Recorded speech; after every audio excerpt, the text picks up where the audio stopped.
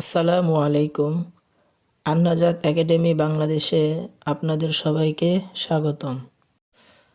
রাসূলুল্লাহ সাল্লাল্লাহু আলাইহি ওয়াসাল্লামের পবিত্র মুখের বাণী হাদিস শরীফের দ্বিতীয় পর্বে চলে আসলাম।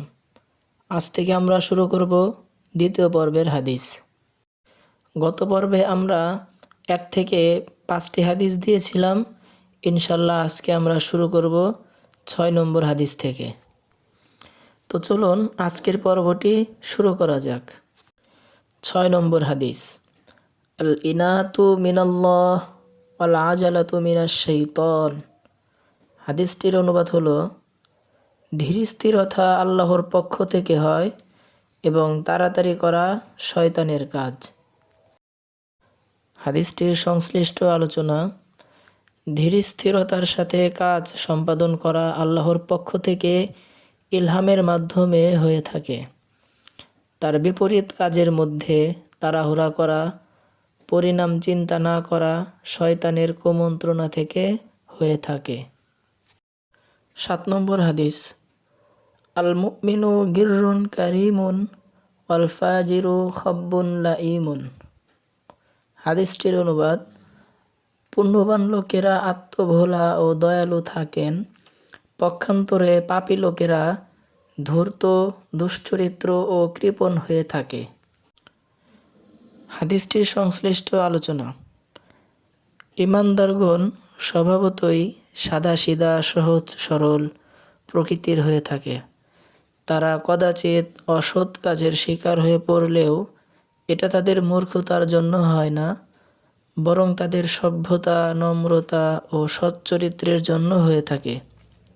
এটা তাদের সরল অন্তঃকরণ এবং মানুষ সম্পর্কে সৎ ধারণার কারণেই হয়ে থাকে। আর ধোঁকাবাজ প্রতারক মানুষের মাঝে প্রবঞ্চনা, ঝগড়া বিবাদ বিস্তারের চেষ্টা করে থাকে। 8 নম্বর হাদিস, আয-যুলমু যুলুমাতুন ইয়াওমাল কিয়ামাহ। হাদিসটির অনুবাদ, অত্যাচার কিয়ামতের দিন অন্ধকারের কারণ হবে।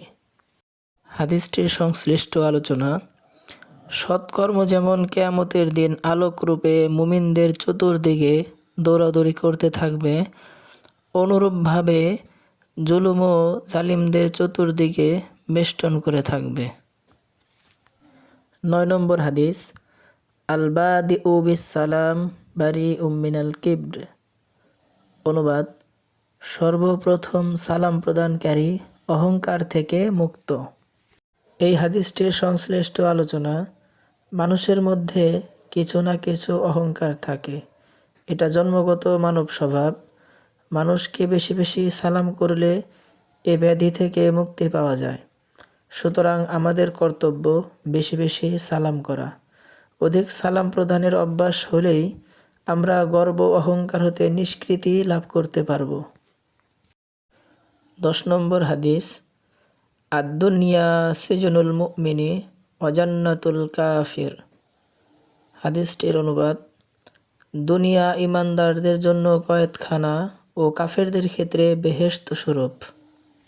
হাদিসটির সংশ্লিষ্ট আলোচনা, দুনিয়া মুমিনদের নিকট অতি সংকীর্ণ মনে হয় বিধায় বের হয়ে যেতে চায় ঊর্ধ্বাকাশের দিকে।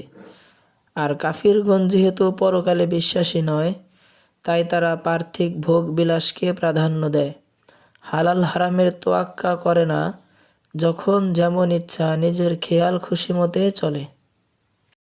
এই ছিল আমাদের আজকের পর্ব। ভিডিওটি ভালো লাগলে লাইক দিন, ইসলামের দাওয়াত ছড়াতে শেয়ার করুন এবং নিয়মিত ভিডিও পেতে আমাদের চ্যানেলটি সাবস্ক্রাইব করুন। আসসালামু আলাইকুম।